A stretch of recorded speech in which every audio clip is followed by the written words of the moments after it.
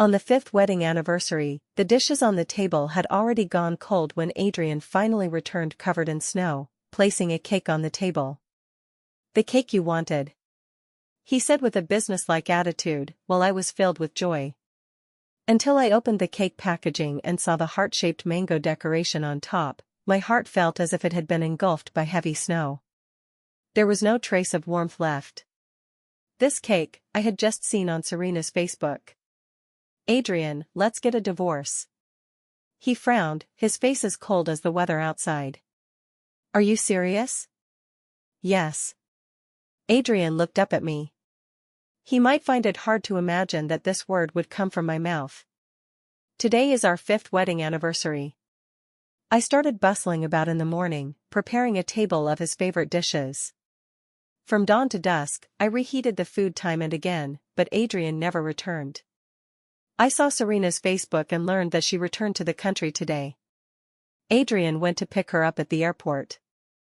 The cake posted on Serena's Facebook was identical to the one on the table. Except beside the cake, there was a large bouquet of roses that I had never received. Adrian took out the cake, cut a piece, and handed it to me. I bought the cake, eat it quickly.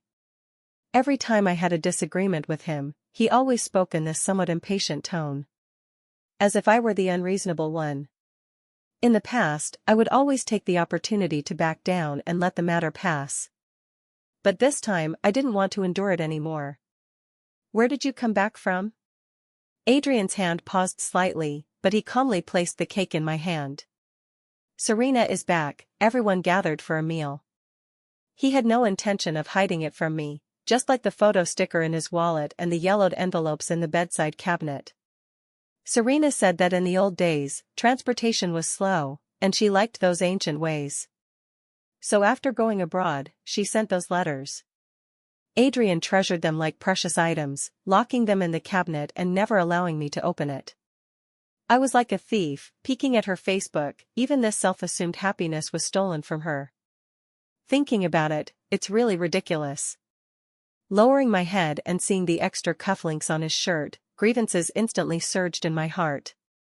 Right after we got married, I bought him many cufflinks, all of which he threw into the cabinet. He said he didn't like such ostentatious things. It turns out he didn't dislike them, just the ones I gave him. I placed the cake plate on the table, turned and went to the bedroom, took out the divorce agreement I had prepared long ago, and placed it in front of him. "Adrian, let's get a divorce." I didn't take the easy way out, which obviously exceeded Adrian's patience limit. His brows twisted into a knot, he grabbed the cake plate and slammed it heavily on the table. "Evelyn, haven't I come back? You still want a divorce? Isn't that making a mountain out of a molehill?" I looked at the scattered mango cream on the table, mixed in the oily soup in the plate, as if reflecting my marriage filled with mixed feelings. As fish drink water, only they know if it's cold or warm. Making a fuss? What's the use of the person returning if the heart never comes back? I walked back to the bedroom, put a few clothes into the suitcase. Looking around, a bitter smile involuntarily appeared at the corners of my mouth. Married for 5 years, yet my belongings in this house could be counted on one hand. Adrian said he liked a minimalist style, the fewer things the better. Naturally, that included my things.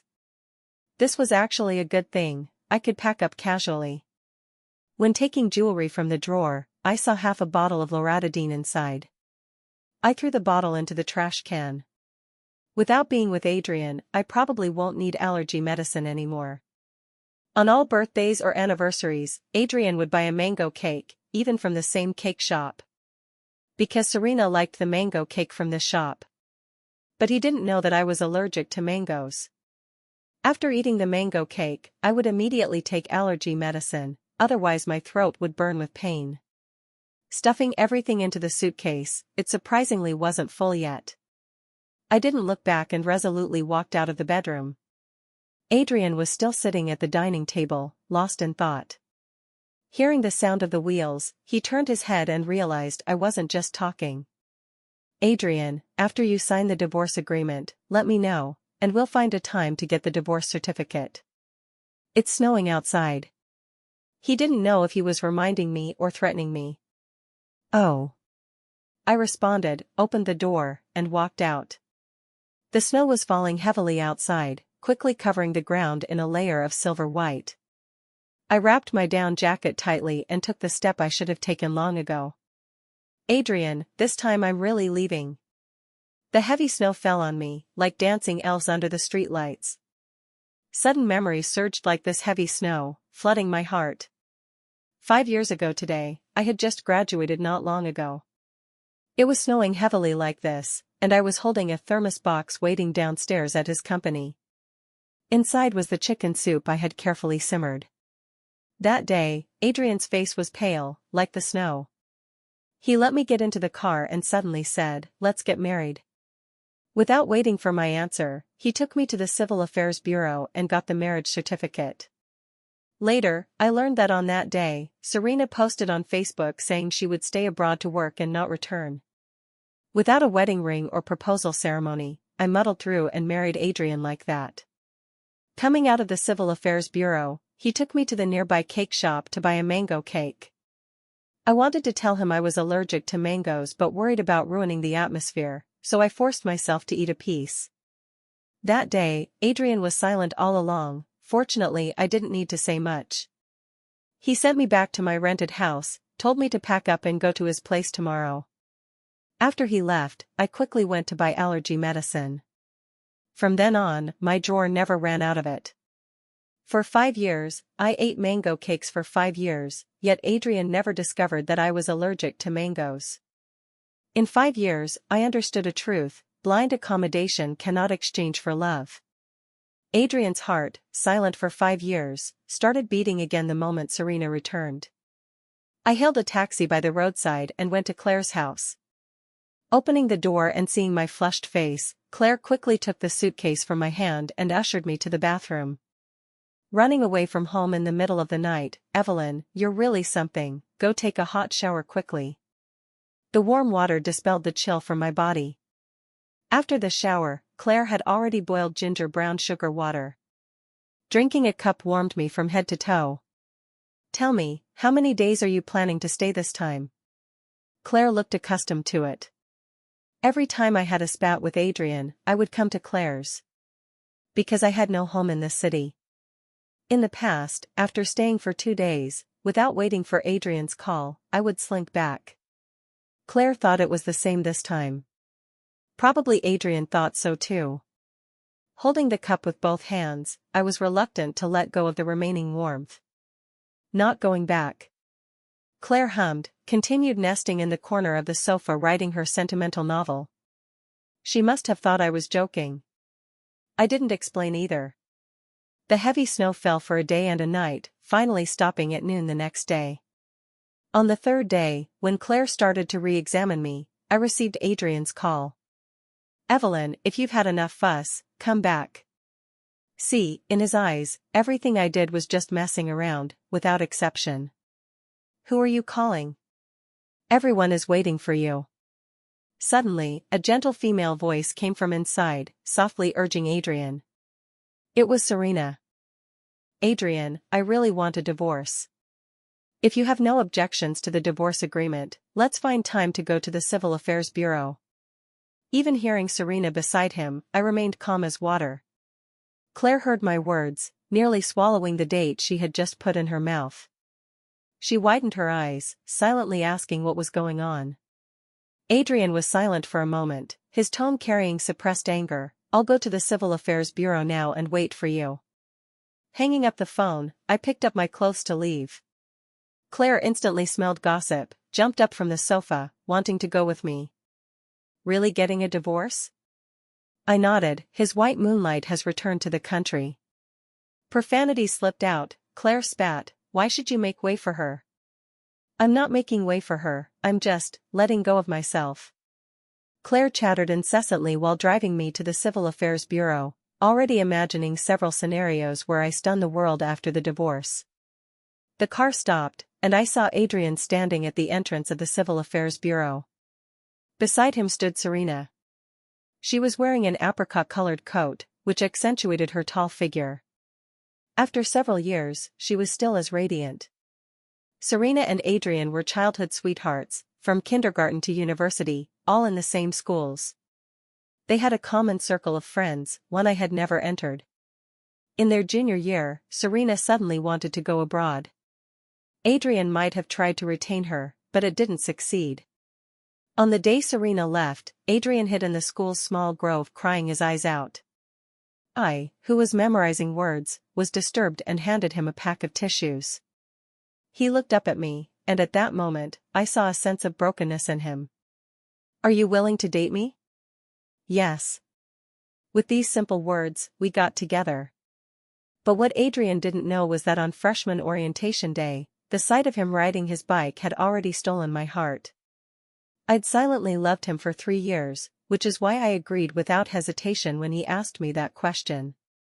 His heart, shattered by Serena, I wanted to mend with my own sincerity. "Evelyn, I came specifically to apologize. Is it because of my sudden return that caused a misunderstanding between you two?" Serena approached, her tone apologetic, but her smile didn't reach her eyes. The weather after the snow was really cold. I wrapped my down jacket tightly, subtly shifting to avoid her extended hand. "No misunderstanding, our divorce has nothing to do with you." Serena's extended hand stopped in midair, slightly embarrassed. "Evelyn, Adrian, and I are just friends. I only learned about your divorce during the group meal earlier." Claire often scolded Serena as an advanced green tea, hearing her words, couldn't help but curl her lip. I tightened the scarf around my neck, my expression calm. "What your relationship is no longer matters to me. It's quite cold outside, I'll go in first." I walked to Adrian's side. "Did you bring the documents?" Adrian had been listening to our conversation, subconsciously nodded at my question. Seeing me walk inside, he seemed to suddenly think of something. "Are you divorcing because of Serena?" "She and I." "Let's go in quickly, don't waste time." I interrupted him. "We've already come this far, confirming those things really has no meaning. In the divorce agreement, I wrote that I don't want the car or house, and only take my own savings." Adrian confirmed with me again. He said these assets could be divided. I refused. In the eyes of outsiders these years, we were respectful to each other, a model couple, but who would think that we even spent our own money separately? Of course, Adrian was still generous to me. If I asked for something, he would satisfy me. But I never asked. Because what I wanted, he couldn't give. Since we're divorcing, it's better to make a clean break. No property entanglements, no children. The divorce application went smoothly. We just need to wait through the cooling-off period and then come back for the divorce certificate. Coming out of the Civil Affairs Bureau, a cold wind blew in my face, and I couldn't help shivering. Adrian reached out, but I wrapped my down jacket tighter before he could. Since falling ill 2 years ago, every winter has been somewhat difficult for me. Adrian was sometimes considerate, like adjusting my scarf on windy winter days. After all, he bore some responsibility for my condition. Seeing my obvious rejection, Adrian withdrew his hand. "There are still some of your things at home. Throw them all away. Do you need me to drive you?" I looked at Serena getting out of his car and shook my head. "No need, see you in a month." Serena had walked closer, her face showing guilt. "Evelyn, Adrian, and I really have nothing. Think carefully during the cooling-off period. Adrian is a very responsible person." "Responsible? What's the point of a marriage with only responsibility left?" "Serena, I'm returning him to you, cherish him well." Dropping this sentence, I didn't look at Serena's awkward expression anymore and walked towards Claire's car. I also didn't notice Adrian's slightly furrowed brows. I knew Serena came to demonstrate to me, she just wanted to see me hysterical and crazy. To contrast her tolerance and magnanimity. One year, when Adrian was on a business trip abroad, I saw Serena's Facebook posting a photo of them dining together, and I immediately called Adrian. At that time, I was like a madwoman, constantly questioning Adrian. Annoying him to the point of turning off his phone. Compared to Serena's elegance, I probably looked like a shrew in Adrian's eyes then. But I was once an elegant woman too. Claire took me to a Chongqing hot pot restaurant.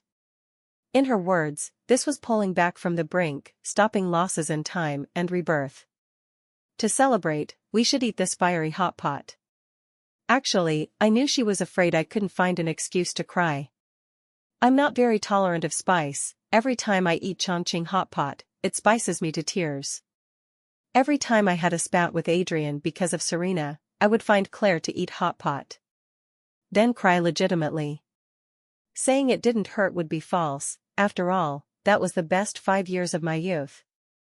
But I still ordered a mandarin duck pot under Claire's contemptuous gaze. I once thought giving up Adrian would be hard, but coming out of the Civil Affairs Bureau today, I suddenly felt relieved. Putting feet in ill-fitting shoes only injures them without any benefit. Better to take off the shoes and walk barefoot. Adrian, thank you for teaching me a lesson. Loving others is not as good as loving oneself. Eating so much spicy food, stomach uncomfortable, mouth uncomfortable, eyes uncomfortable, why bother? I poured Claire a drink, responding to her contempt. Claire stared at me, seeming to want to see through my heart. Seeing my calm appearance, she muttered softly. At least the heart won't hurt. My heart suddenly twisted, but only for a moment.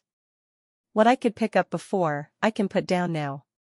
After eating, I returned to Claire's place, packed my things, and prepared to go back to my home thousands of miles away.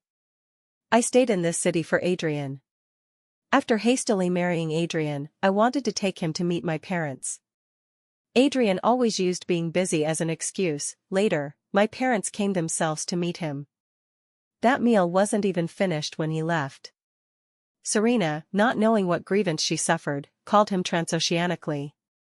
He anxiously went to comfort Serena, said sorry to my parents, paid the bill, and left. Mom held my hand, her eyes full of heartache. Evelyn, he doesn't have you in his eyes, why bother suffering? Even Mom could see it, how could I not know? But I foolishly thought then that I could influence him, save him. Just like every girl thinks she can make the prodigal son turn back. Facts prove that the prodigal may stay, but won't turn back for you. The weather was overcast and changeable. Claire checked the forecast and insisted I leave in 2 days.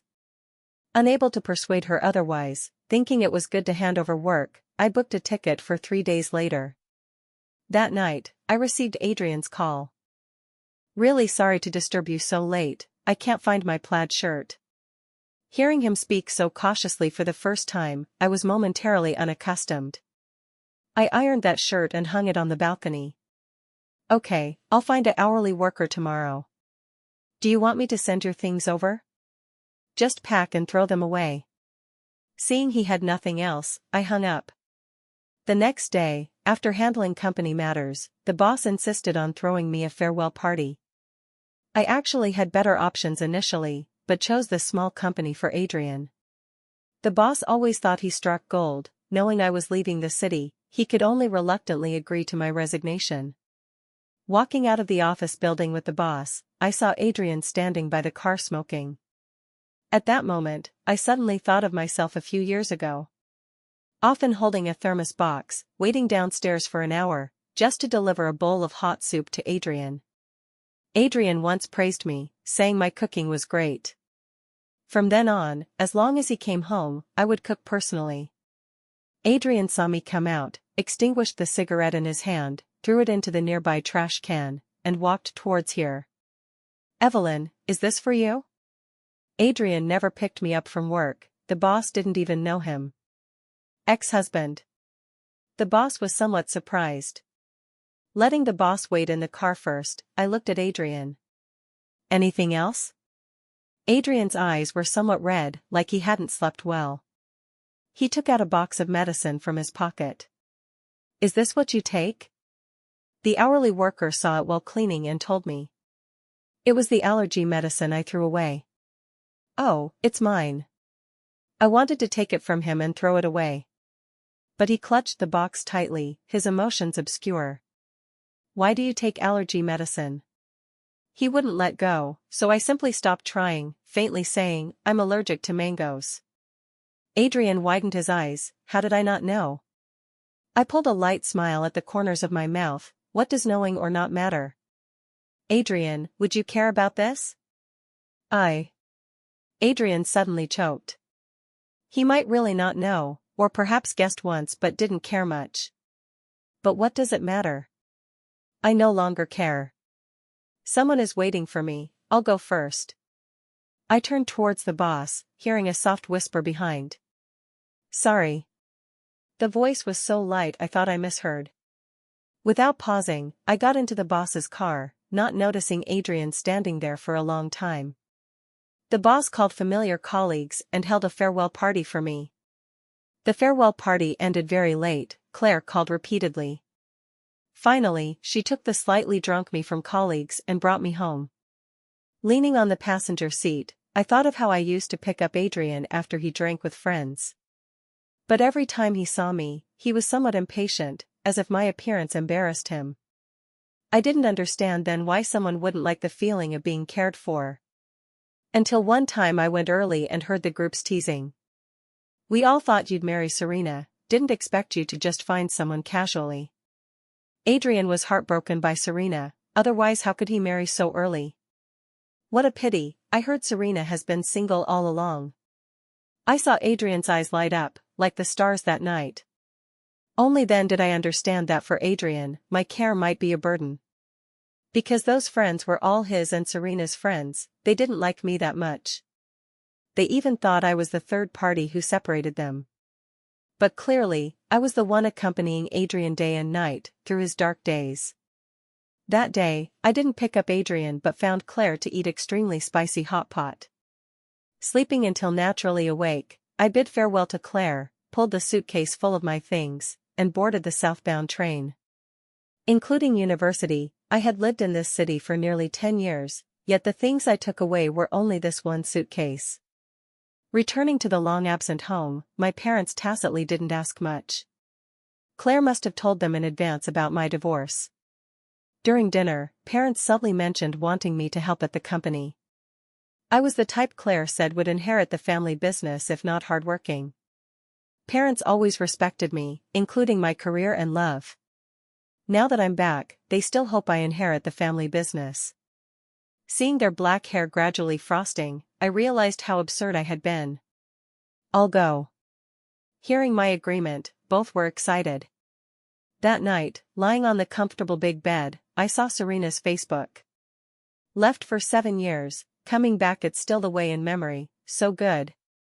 Below was a group photo, her sitting in the center, smiling like a flower, like stars surrounding the moon. Adrian was beside her, one arm on the sofa back behind her, like embracing her. I cleanly deleted her contact. Said it's unrelated to me, then it's unrelated. Parents are old, the company hired a professional manager. Seeing him the first time, I couldn't help but be stunned. Ryan? I never thought the company's professional manager was Ryan. Ryan was my university class monitor, we hadn't met since graduation. I heard you're divorced? Ryan wasn't surprised seeing me, his first words weren't reminiscing. Still in the divorce cooling-off period. He hummed, didn't ask more, didn't even greet, turned to talk about company matters. Under his leadership, the company was thriving. After familiarizing with the situation, Ryan put away the materials. There's a dinner tonight, I'll accompany you. Coming out of the restaurant, it was completely dark. After saying goodbye to the client, Ryan and I walked to the car. Evelyn? Hearing someone call my name, I subconsciously stopped and turned. I didn't expect to see Adrian again here. Serena stood beside him, with exquisite makeup. After confirming it was me, she looked at Ryan. Evelyn, what a coincidence, I almost thought I misrecognized. Adrian and I came out to discuss some business. Why are you in South City? Right, I remember your home is here, how come Adrian says it's his first time here? Adrian looked over, a moment of confusion in his eyes. Serena was indeed smart, in a few words, she just wanted to point out that Adrian never cared about me. But she was so smart yet didn't see that I really didn't care at all. South City is beautiful, wish you have fun. I turned back and continued walking forward. Just reaching the car, Adrian's voice came faintly. Who is he? Without looking, I knew the he meant was Ryan. Too lazy to deal with Adrian, I opened the car door to get in. Adrian quickly ran in front of me, grabbing the car door edge. "Evelyn, are you divorcing me because of him?" On Adrian's face, I actually saw anger. What was he angry about? "Adrian, let go." I wanted to close the door, but Adrian held tightly to the edge, not letting go even if squeezed. He stared at me like that, seeming to insist on an answer. Ryan opened my passenger door. "Evelyn, I drank a bit earlier, could you trouble to drive me back?" I turned to look at Ryan, not understanding why he was adding fuel to the fire now. "Ryan, you." My words weren't finished when Ryan already sat in. "I'll take it as you agreed." His gaze fell on Adrian's hand. "Ex-husband bro, let the past be past. Didn't cherish then, now trying to hold on will only hurt yourself." Adrian was stunned, his hand on the door edge slid down dejectedly. I quickly closed the door and drove away. "Ryan, thank you for helping me out just now. I'll drop you here, take a cab back." After driving a distance, I stopped the car by the roadside. Ryan opened the door, stepped 1 foot out, then turned to look at me. Moonlight illuminated his face dimly, but his eyes shone brightly. "Actually, I'm not just helping you out, A throttle sound rose nearby. I didn't hear what he said after. Ryan had gotten out. I drove away. After returning home, chatting with Claire about Ryan, the usually straightforward Claire suddenly became hesitant. Finally, she bit her lip and spoke. "Evelyn, actually, I knew long ago about Ryan being at your parents' company."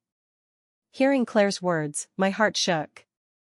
"Ryan actually liked you during university, but you were all about Adrian, so he didn't confess to you. After university graduation, he went to South City just to be closer to you, but didn't expect you to marry Adrian right after graduating. After your miscarriage that winter, he entered your family's company. He said he wanted to help you guard the family business, so that one day when you're disheartened, you'd have a place to settle." Hanging up the video, I realized my face was full of tears. 2 years ago, I unexpectedly got pregnant and joyfully told Adrian. Adrian looked at the test report and finally said only, "Abort it." My smile froze on my face. He privately booked the surgery for me, I only knew on the way to the hospital. Because of this, we had a fierce argument. He stopped the car by the roadside, I pushed the door open and got out. It was really cold that day, the wind seemed to penetrate my bones, making me shiver. Adrian also got out, trying to pull me. In the struggle, I fell to the ground and eventually had to undergo the surgery. For a month after the surgery, Adrian cared for me attentively and constantly comforted me that we'd have children later. I was obsessed with wanting a reason why he didn't want this child, when he clearly liked children. He only said he wasn't ready to be a dad. Later, I realized he just didn't like a child from me and him. Some memories are like long-sealed old items, every time opened, they raise a cloud of dust. I wiped my tears, thinking of Claire's words. No wonder Ryan wasn't so surprised seeing me, he knew long ago it was my family's company. Moreover, he had silently followed me for so many years. But having experienced pain, I didn't want to easily start a new relationship. Now I just want to focus on career. Knowing these things, facing Ryan felt somewhat uncomfortable. But he was businesslike in front of me, not revealing anything else, which gradually relaxed me. A month passed quickly. Agreed with Adrian to get the divorce certificate, I went back. At the Civil Affairs Bureau entrance, I saw Adrian again. Only him alone. He looked much thinner than last time, his once spirited handsome face now had a layer of stubble. Looked somewhat unkempt. No need for pleasantries, I walked inside. "Evelyn." He suddenly called me. My body paused, he never called me this. But he didn't like overly affectionate terms, between us, it was like two colleagues, directly calling each other's names. Seeing I didn't turn back, Adrian came over. "Can we not divorce?" I looked up at him and saw his eyes full of red bloodshots. That day Serena returned, everyone picked her up together. The flowers and cake were bought by everyone, the cake I brought back was personally bought for you. I always thought you liked it. Later she said she wanted to return to do business and asked everyone for help, so we. Late explanations, better not to have.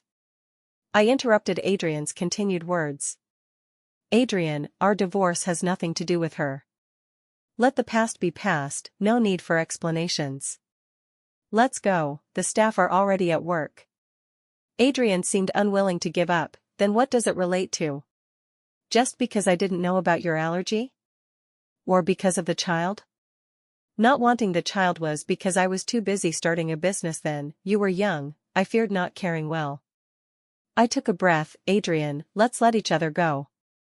From dating to marriage, in these 7 years, have you ever been truly happy? I haven't.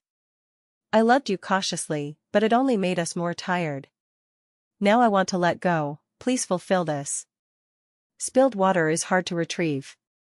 Once cut and bled, no matter how the scar is smoothed, it will leave a mark. Perhaps this separation made Adrian truly repent, but so what? He just discovered that days without me aren't so good. If I really go back, will he certainly cherish? Love dependent on others' moods, I don't want any more. What if I don't divorce? Adrian stared at me, tone with threat and helplessness. Then go through legal procedures. I stepped inside. Adrian finally followed. Getting the divorce certificate, walking out together, Adrian looked even more decadent. Walking out the Civil Affairs Bureau door, I surprisingly saw Ryan. He held a large bunch of sunflowers, smiling as he approached. Evelyn, congratulations on your new life, from now on, it's all sunny roads. Beside, Adrian's mouth twitched. Ryan, aren't you on a business trip? How come you're here? I took the sunflowers, somewhat puzzled. You bidding farewell to the past, I couldn't participate, but your future, I want to welcome first. Ryan's face was firm, like finally saying words hidden in his heart. Actually, before getting out that day, I wanted to tell you, I've liked you for 9 years, but you always liked Adrian. Now you've finally walked out of the mud, I can't wait anymore. Before I could say refusal, a figure flashed beside. Bang! Adrian punched Ryan. He looked angry and crazy. By the time Ryan reacted to counter, he had already taken a punch. Claire, sitting in the car gossiping, saw this and instantly opened the door to come down. I've long wanted to teach you a lesson, you dead scumbag, you dare hit someone, really giving you face. Claire grabbed Adrian's coat and pulled it off. This way she could hit harder. I wanted to pull them apart, but seeing Claire and Ryan wouldn't lose, I ultimately watched as the two punched and kicked Adrian. Adrian, not knowing what happened, finally squatted down, holding his head without fighting back, faintly hearing suppressed sobs. I suddenly thought of that afternoon, also such sounds disturbing my word memorization. The boy's brokenness made me unable to help but feel heartache, handing him a pack of tissues. From then on, the gears of fate began to turn. If given another chance, perhaps I would quietly walk away. Claire, Ryan, let's go. Claire's anger wasn't fully vented, she stopped her hands but not her mouth. You scumbag deserve to die childless. Evelyn suffered a miscarriage and developed health issues because of you, yet you didn't care. She stood outside in the bitter cold waiting for you, and you didn't care. Now that you're divorced, suddenly you feel the pain? Who's playing the martyr here? May you and Serena be locked together forever, a green tea bimbos and a dog, forever and ever. Claire had spoken in the heat of anger, never expecting her words to become a prophecy. Ryan's expression darkened. Shouting another profanity, Claire felt more comfortable, holding my arm walking to the car. I need to wipe my hands well with wet wipes, hitting such a person really dirted my hands. We drove away for a long time, Adrian was still squatting on the ground. After eating with Claire, Ryan and I boarded the return train. I made it clear to Ryan, telling him not to be obsessed with me. People always change after getting, I don't want such an experience a second time. Ryan didn't speak, got off midway, saying to go home. I thought he probably wouldn't return. After going back, I busied myself with career. Claire occasionally sent me gossip. Do you know why Serena came back? Couldn't make it outside, sneaked back, under the returned overseas name, daily seeking investments for startup. Adrian, this idiot, actually guaranteed for her to find funds. Last time to South City was for this. Serena is really a spendthrift, she's nothing but green tea, even startup failed, haha. Now those investors are blocking Adrian, wanting him to repay debts. Actually, I long stopped caring about how they were, but still passively learned some from Claire. Seeing I was lazy to care, Claire later stopped saying. Half a month later, another heavy snow before the new year. I gave employees holiday, let them work from home. I also nestled in bed watching movies. Mom suddenly knocked on my door. Evelyn, look who that person outside is, why standing at our door all along? Should I call security to drive him away? Through the window, I saw the figure standing outside. Slender as if a wind could blow him down. Messy long hair covered the face, full of snowflakes, from afar, like a snowman. I recognized at a glance, it was Adrian. It's Adrian, Mom, I'll go down and see. Mom was somewhat surprised, she didn't recognize Adrian either. Adrian had changed too much, if not for years of living together familiarity, I'd hardly recognize him. I walked out the villa gate, seeing Adrian standing there almost frozen stiff. Feet stepping on snow, making crunching sounds. Adrian heard the sound and looked over. Evelyn. This address inexplicably made me nauseous. Anything? For him, I was already calm. Adrian actually knelt on the ground. Evelyn, sorry. I quickly moved aside, I couldn't accept such an apology. Adrian, if you truly apologize, never appear in front of Evelyn again. A sudden voice rose, I saw Ryan walking from not far. He held the umbrella over my head, tone gentle. It's too cold, go back inside. Seeing my surprised expression, Ryan smiled. I went home to visit a mountain folk doctor, got a prescription from him to condition your body. I told Uncle and Aunt about this. Evelyn, I'll stay by your side, waiting for you to accept me. I turned, seeing parents standing in the yard worried, nodding at me. I'll handle this, don't freeze, go back quickly. Ryan put the umbrella in my hand, let me go back, he walked to Adrian. Stop performing deep affection here, you do this just to seek comfort in your heart. Evelyn doesn't need to forgive you, because to her, you're just a stranger. The word stranger changed Adrian's gaze. He slowly stood, stepping through wind and snow leaving. After a few steps, he suddenly turned, looked towards me, mouth moving. On New Year's Day, after Claire greeted parents, she secretly told me. Serena was taken for investigation, likely going in. Adrian died. After company bankruptcy, he jumped from the rooftop. Really fulfilled Claire's words, no descendants. I thought of that heavy snow day, what Adrian said turning back. Goodbye, my most loved girl.